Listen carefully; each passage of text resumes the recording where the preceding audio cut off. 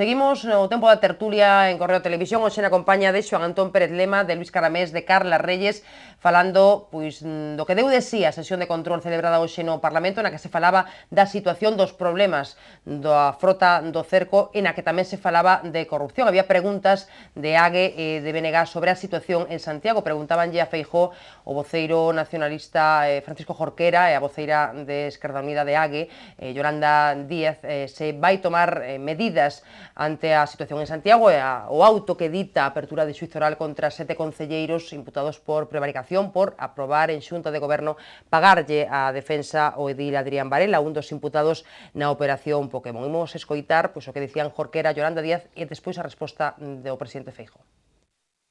Mire, señor Feijóo, o Concello de Santiago está nunha situación total e absolutamente límite. Non hai ningunha situación semellante, non xa en ningún concello de Galiza, senón en ningún concello do Estado e en ningún concello de Europa. E vostede non vai facer nada. Quen goberna en Santiago? Porque está claro que a corrupción é unha forma de goberno para que os que non se presentan ás eleccións sigan determinando o noso futuro. Non é o problema dunha mazá podre, señor Feijóo, é o problema de que a cesta está podre. Quero dicirlle que só no último ano o número de cargos en Galicia imputados e absoltos foron 20. 20 alcaldes, algún deles ministro, concelleiros dos concellos galegos foron sobreseída as causas despois de estar imputados. Quen lle repón a honra e quen lle repón o seu cargo democrático se seguíramos a súa proposta? Bueno, dicía tamén Feijóo no Parlamento que haberá dimisións cando se tome medidas cautelares, algo que non ocorre no caso destes 7 concelleiros, e hai quen, como Xavier Vence, o voceiro do BNG, pide que tanto en Santiago como en Ourense se convoquen eleccións, non? Di que fala de dos casos esperpénticos. A ver na mesa como vedes vos. Bueno, comezando polo letrado. O nacionalista galego tampouco le quita el apoio en Ourense, non? Hai unha pequena diferenza, eu creo que como decía, estaba pensando un famoso jazzista de New Orleans, non? O que fai a diferencia, non? E eu creo que a diferencia é que o propio Código Ético do Partido Popular establece que cando hai auto de apertura do xuízo oral teñen que dimitir. Aquí hubo auto de apertura do xuízo oral contra 7 dos membros da Xunta de Goberno. Sí que é verdade que... Pero non está resuelto o recurso. Bueno, pero vamos a ver, é que o recurso de apelación contra o auto de transformación de diligencias previas en procedimento abreviado é un recurso que non é suspensivo e non impide a adopción da medida do auto de apertura do xuízo oral. Sí que teño que recoñecer que é bastante pouco frecuente. A mí me pasara precisamente cun asunto dunha xefa de recursos humanos do Concello de Ferrol, do Porto de Ferrol, que foi precisamente obxecto dunha querela catalana por insurias do antigo presidente de Ángel del Real, e ao final, bueno, pois está eso, pois ela tuvo que ser readmitida no Porto e quedou arquivada a querela porque precisamente a Audiencia da Coruña estimou ese recurso que tamén presentaron estes. Pero dis que non é frecuente. Non é frecuente abrir xuízo oral antes de que se resolva outro, por varias razóns. Normalmente sobre todo en causas complexas, pero a lei o que di é que ese auto non é suspensivo, por tanto, o xuíz ten que dar 10 días ás partes as acusacións, que aquí nada máis que estaba personada a acusación pública, e unha vez que a Fiscalía rapidamente lle presenta a solicitude de apertura do xuízo oral, a xuíza de instrucción número 1 ten que dictar automáticamente ese auto de apertura. Está no 795 da Lei de Xudizamento Criminal. Entón, eu que lle pregunto ao presidente Feijóo se ustedes fixeron así, se vostedes autolimitáronse no PP desa maneira, dicindo que cando se chegue a auto de apertura do xuízo oral do procedimento abreviado é o punto no que se debe dimitir, salvo excepcións razonadas, por que neste caso fai unha excepción? Porque non hai medidas cautelares, entón xa estamos mudando o discurso. En canto á gravidade dos feitos das dúas xuntas de goberno, de Santiago e de Ourense, home, pois eu creo que efectivamente as dúas xuntas de goberno cometen graves irregularidades administrativas, que de aí a prevaricación, bueno, pois eso hai que velo nun suizo. Pero en calquera caso... Pero non estamos hablando de corrupción, e eso es grave que estamos se transmita... Estamos falando de prevaricación administrativa. Pero non estamos hablando de corrupción. Pero pagarlle un abogado ao concelleiro de Deportes, se lle pode pagar un abogado se ao final sae sobreseído e se era unha función propia do cargo. E parece que neste caso non era. No Concello de Ourense tamén parece que 593.000 euros podían ir por procedimento negociado, pero non podían ir, faltou o requisito da publicidade. Aquí tamén me parece que en Ourense é un pouco máis complicado que se chega a esa condena por prevaricación. Pero, claro, evidentemente, se te refires, pero a corrupción, eu creo que son a mala xestión das concesións, son moitas cousas. Vamos a ver, hai que ser rigurosos, ¿no? Quiero decir, estamos metiendo todo en el mismo saco y eso no es justo. No es justo porque primero porque le quita el peso político o penal que puede tener un caso de corrupción como tal, ¿no? Se lo quita y lo banaliza y lo equipara a un delito administrativo y por Dios bendito, es que no es lo mismo, no es lo mismo recibir un soborno y dar algo a cambio, no es lo mismo recibir dinero, no es lo mismo ese nivel de corrupción que cometer un error administrativo como es el caso de Santiago, donde además está justificada una decisión de la Junta de Gobierno porque hay un informe jurídico del secretario del ayuntamiento. Parece que era favorable nunhas circunstancias que non se cumplían. Además,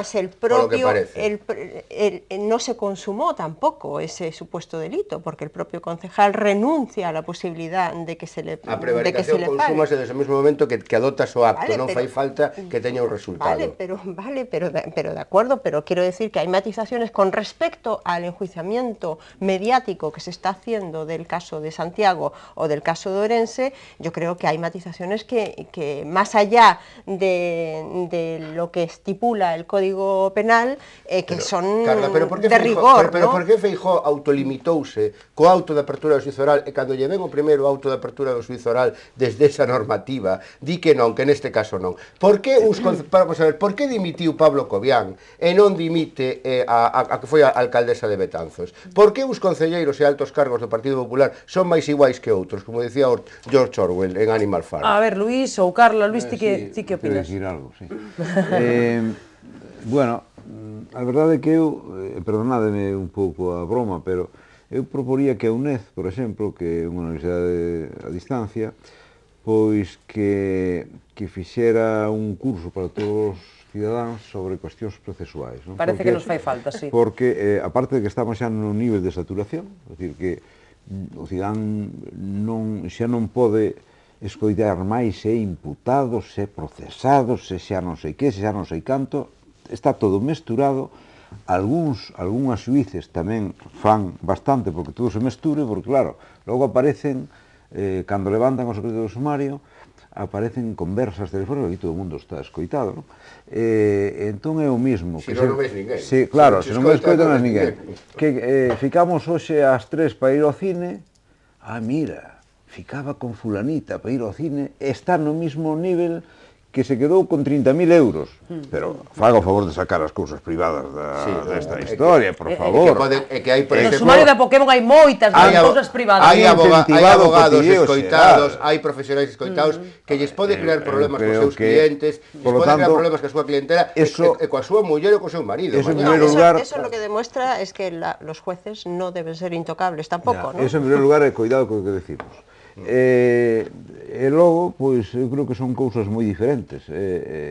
Claro, ao mesturarse todo, pois hai xente que sale moi prexudicada, porque eu penso que non é o mesmo con un informe favorable en que ese informe pois non pudera ser evacuado desa maneira, pero se ti tes un asesor xurídico que sexa que che di que non sei que, pois o faz, pero eu creo que non é o mesmo que che paguen a defensa que poñas o cazo por unha cousa de unha concesión de non sei cantos, non? Por lo tanto, estamos nun momento en que, como estas cousas non se separan, está todo mesturado, a inmensa nube irrespirable que temos neste momento estamos afundindo como sociedade, non? Cousa que tampouco beneficiou aos concelleiros de Santiago foi que adotaran a decisión, eles teñen todo o dereito do mundo, se non estaba na orde do día de metelo por vía de urxencia, non?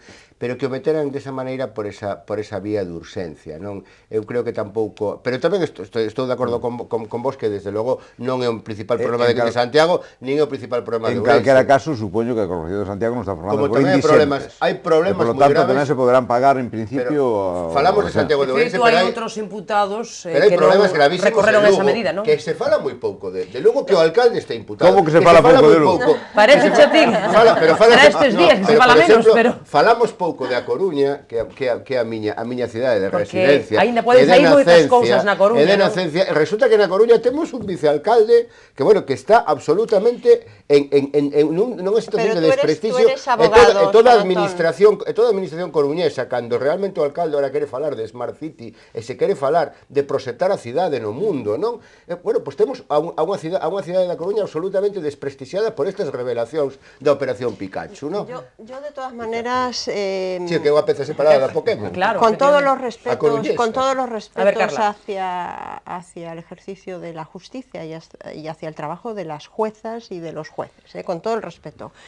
Pero creo también que tampoco están exentos de responsabilidades e incluso de alguna culpa, si cabe, ¿no? Porque a mí me parece interesante lo que recuperaba esta mañana el presidente de la Xunta, ¿no? Al decir, hay 20 desimputados, entre ellos un exministro, que efectivamente, yo recuerdo que hasta hace muy poco decíamos, acabado. José Blanco está acabado, lo decían los suyos, ¿eh? Es decir, yo recuerdo estar con dirigentes socialistas que decían, se acabó, la carrera política de José Blanco está absolutamente acabada, terminada, ¿no? Ha sido desimputado. Es decir, a pesar de todo, ha sido Pero eu creo que estaba desimputado. justificada a investigación. Eu Bueno, creo que está pero justificada está a desimputación, desimputado. pero estuvo justificada a investigación. Bueno. É decir, que estivo ben imputado e está ben desimputado. Bueno. Pero había ¿Y eso qué indicios... significa? ¿Eso qué significa? Que había indicios de que podía ter cometido mellor algunha conducta e que ao final demostrouse que esas conductas non eran constitutivas de delito y que por tanto puede seguir su carrera política, sí o no. Por supuesto que sí, claro, y puede presentarse a las elecciones de mayo. Quero entrar en cuestións técnicas que descoñezo. O que me chama moita atención e que é moi revelador negativamente é que cando aparecen, se levanta os do sumario e aparecen as cintas, os escoitan ou se leen, que mal se levan entre eles. Porque resulta que a veces, incluso sin preguntarlle su señoría, largan contra os outros, pero para un afán de defensa, non? Pois que mal, non? Bueno, así é a natureza humana. Uns máis que outros. Sabedes que o imputado ten dereito a declarar en calquera momento do procedemento e, por exemplo, hai algún imputado xa que, bueno, que xa fixo 3 ou 4 veces está con derroba, non? En algunha causa estaba pensando nel. Eu digo que hai 3 planos. Eu creo que a xustiza ten que seguir actuando. Eu creo que os partidos e tamén na Xunta hai unha actividade legislativa de control, pero eu creo que a política se ten que mover. Eu precisamente escribía no Correo Gallego este domingo al respecto disto. Eu creo que a cuestión, as concesións, os servizos públicos que están adxudicados en réxime de concesión, ese mundo hai que transparentalo, hai que facelo de paredes de cristal para facelo máis eficiente. Os empresarios teñen dereito a saber cando sae, por exemplo, unha concesión de residuos sólidos urbanos. No, pero vamos a ver, hai por exemplo unha cuestión gravísima e recentemente en Santiago hubo unha adxudicación absolutamente escandalosa, concretamente no consorcio. E a posibilidade de, sabedes perfectamente que antes estaban prohibidas as baixas temerarias. Agora resulta que dependerá que unha valoración, unha oferta desproporcionada ou anormal, depende de si está posto no prego como causa de exclusión e ainda poñéndola como causa de exclusión a persoa que está atinxida por esa causa pode justificalo. É dicir, que estamos preparando a posibilidade de adxudicarlle as concesións a persoas que fan teóricamente as mellores ofertas, pero absolutamente desproporcionadas e temerarias, e despois, como quería facer Sacir no Canal de Panamá, arreglar, non, facer o reformado se é unha obra, ou facer o acordo que permita que a concesión sexa aí moito máis cómoda. Aí hai un campo absolutamente fundamental. E logo creo que hai que incorporar nas mesas xerais de contratación, teñen que estar todos os grupos municipais, e eu creo que ten que haber mapas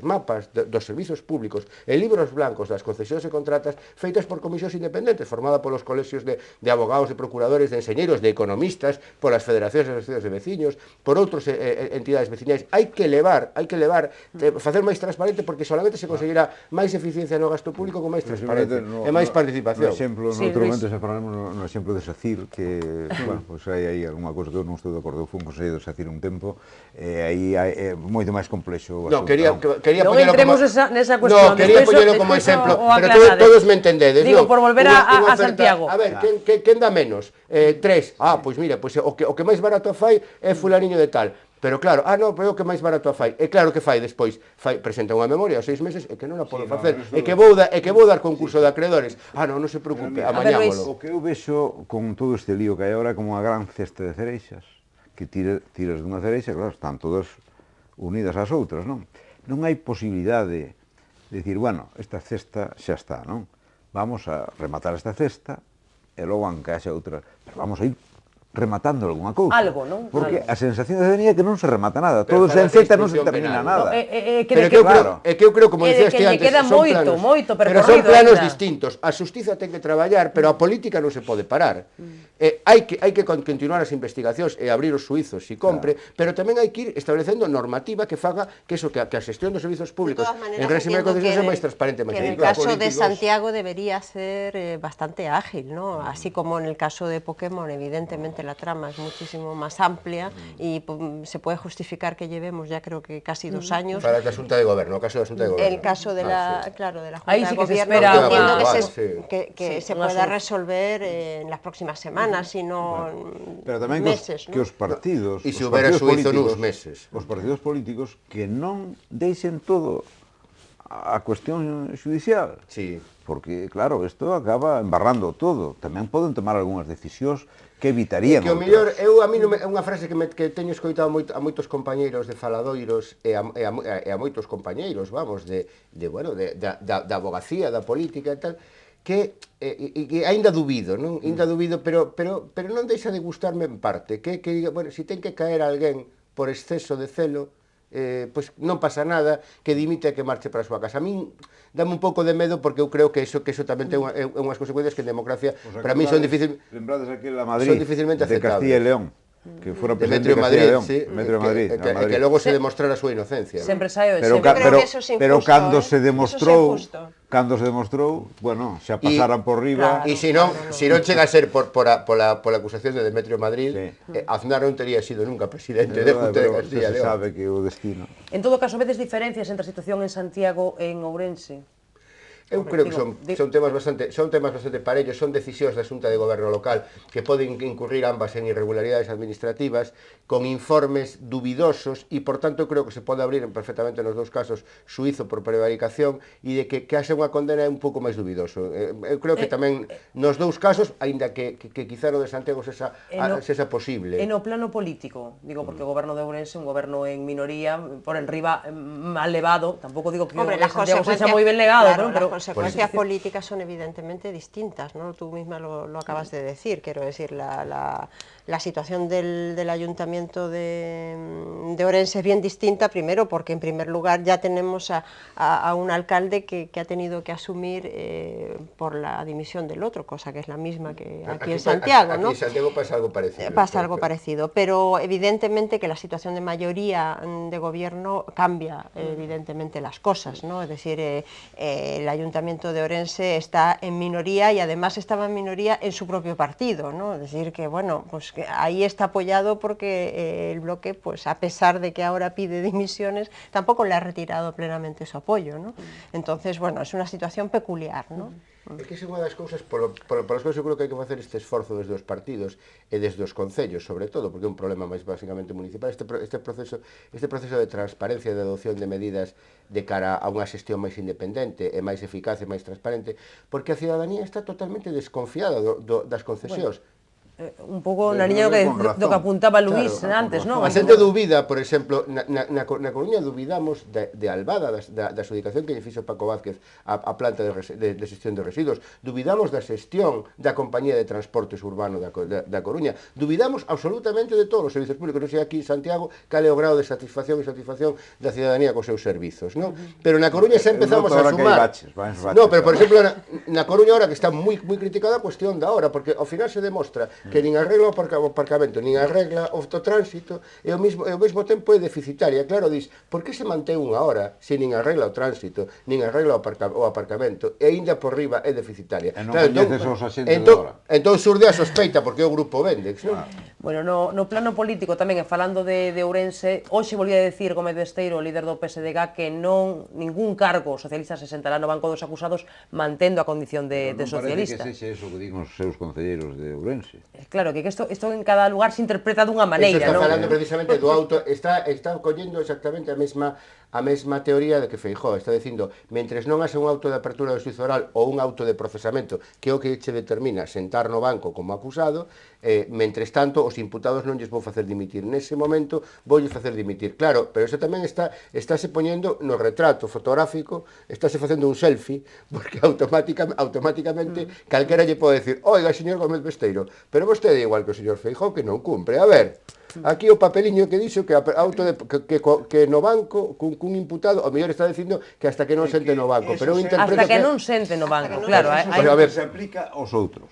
Claro, hasta que toca un... Claro, pero precisamente por eso as dúas forzas do bipartidismo dinástico, o Partido Popular e o Partido Socialista, vaya frase, está ben, joder, porque precisamente o seu apoio é resultona, non, Luís? Luís, o seu apoio é o rei e a coroa, que precisamente conforman unha maneira un sistemiña aos tres institucións. Pero o Partido Popular e o Partido Socialista realmente un gran problema desa falta de credibilidade é eso, que poñen ese tipo de cortalumes, ese tipo de basas, non?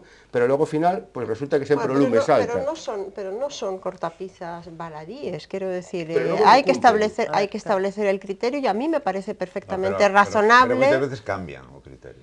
Pero a mí me parece razonable que cuando solo hay una imputación, y precisamente porque lo que estamos viendo es que hay desimputaciones, es decir, la imagen política de ese imputado al que hemos obligado a lo mejor a dimitir, no se recupera en la vida, es decir, es muy difícil. A lo mejor se recupera en el caso de un político de la talla o de la categoría de José Blanco, porque bueno, pues porque es un político en activo y que tiene fuerza en el Partido Socialista, pero a lo mejor seguramente un alcalde o un político de nivel inferior pues no lo recupera. Dixéchelo con toda seriedade, esto que acabas de decir ahora. Sí. O de José Blanco. Lo de José Blanco. Sí. Yo creo que sí, perfectamente, creo que sí, creo que va a seguir en política, desde luego que sí. Desde luego que sí. Vai moi adiantado co inglés, Luís, que saibas, Sí, por supuesto. Acotío, Por supuesto. Eu estaba escoitando e dije, bueno, pues vai salir Jefferson, Washington, tal, pero... No, vamos a ver, no. Luis, faltalles fai os no me refería a la talla intelectual, no me refería a la talla intelectual, me refiero a los apoyos que tiene dentro del partido, es decir, a los apoyos que tiene del partido, que ha sido su fuerte, ¿no? Claro, que ha sido su fuerte, ¿no?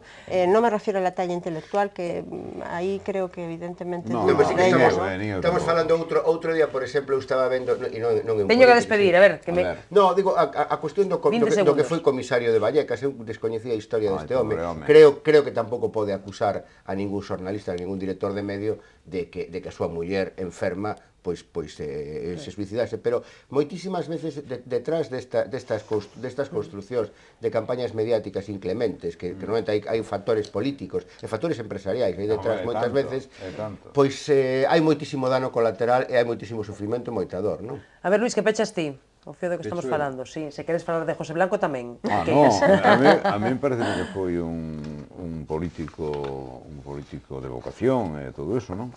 E ademais con moito poder, ademais que, bueno, que fixe unha carreira importante, non? Pero... Ti crees que non o quere Valenciano na lista europea? Non teño nin idea, vamos, nin a máis remota idea. Pero voltando... Sí, que vai, sí, non sei. Voltando ao asunto este que nos ocupa neste final do programa, o meu desexo, que eu creo que a maior parte da ciudadanía, é que ou se modifiquen o proceso, ou lle digan a xente que é imputación, porque claro, co tema de imputación houve algunhas propostas que eran peor aínda, non? Porque claro, hai que reformar a lei. Hai que reformar a lei, porque senón, claro... O xuiz non pode ter ao mesmo tempo a investigación e a garantía dos dereitos investigados. Eso hai que dividilo. Camaño, en vez de facer reformas como a Asencia Judicial, que podía facer Gallardón perfectamente, a Oficina Judicial, Carmaño o que tiña que ter feito non fixo, e iso quedará sempre como debe na súa carreira, é a reforma da lei de asesoramento criminal. Fai falta unha normativa actual, moderna, garantista, e iso que resolver este tipo de situacións. En Estados Unidos acusou un gran xurado. Eu remato dicindo que o gran risco, que xa pasa máis que de risco, é que a ciudadanía se desvencelle da política. E cando isto ocorre, históricamente sempre pasou o mesmo. Sempre hai salvadores. Salvadores en forma, salvadores en forma de formacións políticas máis ou menos fascistas, etc. E que, porque son... Pero que está pasando? Pois que en Francia quen vota a Le Pen? Pois os antigos comunistas. Por lo tanto, non podemos deslegitimar a política, a acción política. E os primeiros que teñen que velar por esa legitimación son os que exercen a política, a función política. Eu creo que neso poderemos estar todos de acordo na mesa, así que así o deixamos. Bueno, grazas aos tres, a Xoán Antón, a Carla e a Luís, un placer tervos por aquí como sempre. Grazas a todos por seguirnos, mañá volveremos, entrevista co alcalde de Santiago, falaremos de todas estas cuestións e logo a tertulia, pois coas noticias que deixe a xornada. Grazas por estaren aí. Viacua, o coidado da auga. En Viacua temos claro o noso compromiso cos clientes e aspiramos a ser cada día máis próximos. Queremos seguir sendo fieis. A nosa responsabilidade é coidarte. Traballamos para progresar, progresamos para innovar. En Viacua innovamos cada día para darche o mellor servicio.